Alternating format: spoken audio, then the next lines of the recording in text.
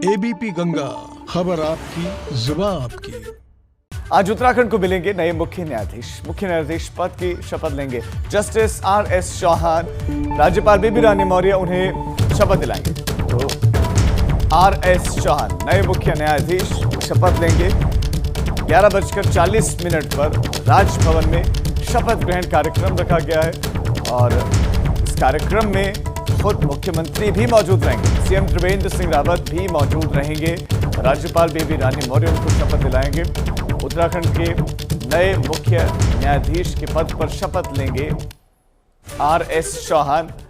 और आर.एस. चौहान की बात करें तो 24 दिसंबर 1959 को उनका जन्म हुआ। LLB डिग्री उनके पास, DU से की।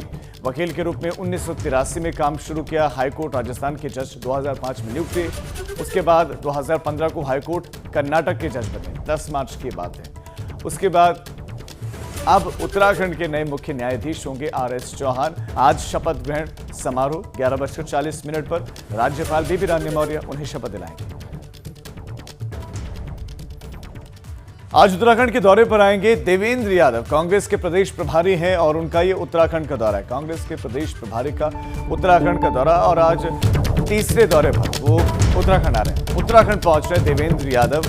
विधानसभा चुनावों को लेकर कार्यकर्ताओं में जोश भरने का वो काम करेंगे। तो जहां बीजेपी तैयारियां कर रहे हैं, बीजेपी के प्रदेश प्रभारी, सह प्रदेश प्रभारी और दूसरे बड़े लीडर्स लगातार पहुंच रहे हैं, वहीं कांग्रेस भी कुछ उसी तरह से तैयारियां कर रहे हैं और देवेंद्र यादव आ रहे हैं उत्तराखंड। इस खबर पर रवि कैंतूरा हमारे संवाददाता देहरादून से हमारे साथ ज्यादा जानकारी के साथ जुड़ गए।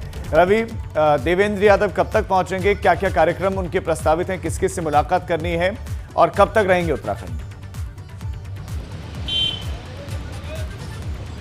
जी देखिए राजीव, आज देवेंद्र यादव सबसे पहले जो अपनी 3 दिवसीय दौरे की शुरुआत करेंगे वो कुमाऊं से करेंगे और कुमाऊं वो पहुंचेंगे जहां पर जो है काशीपुर, अल्मोड़ा, ये तमाम जो जगह हैं वहां पर वो जाएंगे और बूथ लेवल के कार्यकर्ताओं के साथ भी उनकी बैठकें हैं और इसके साथ ही जो जिला अध्यक्ष हैं, जो पदाधिकारी हैं, उनके साथ भी उनकी बैठकें हैं।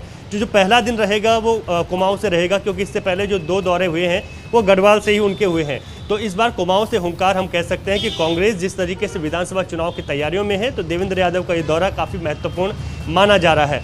इसके साथ ही बात करें तो दूसरा दिन उनका हरिद्वार में रहेगा। शाम के वक्त वो हरिद्वार में गंगा आरती में शामिल होंगे और इसके साथ ही हरिद्वार में भी उनके तमाम कार्यकर्ताओं के साथ बैठकें होंगी।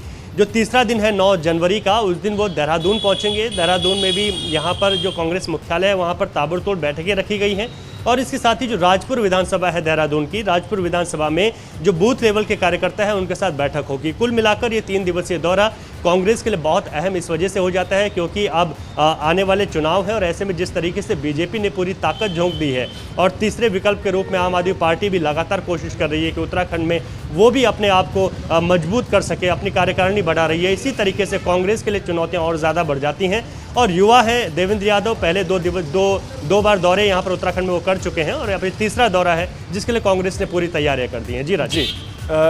रवि, इसी तरह अगर हम बात करें तो क्या मुलाकात कर सकते हैं, चूंकि हल्द्वानी जा रहे हैं तो इंदिरा हृदय से या हरीश रावत से, बड़े बड़े लीडर से क्या मुलाकात हो सकती है या फिर कार्यकर्ताओं के बीच में ही ज्यादा जाने का कार्यक्रम है?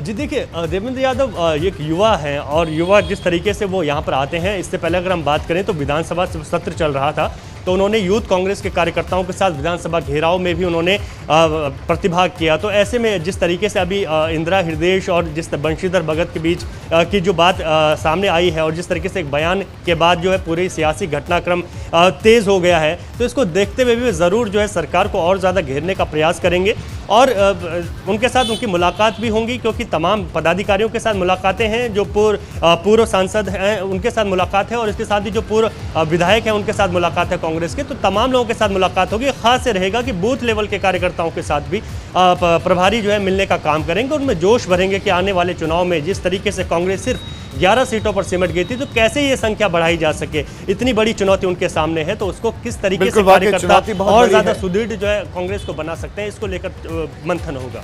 रवि, आपका इस तमाम जानकारी के लिए बहुत शुक्रिया। तो हल्द्वानी पहुंचेंगे और कुमाऊं क्षेत्र में जो कार्यकर्ता हैं उनके साथ वो संवाद करेंगे।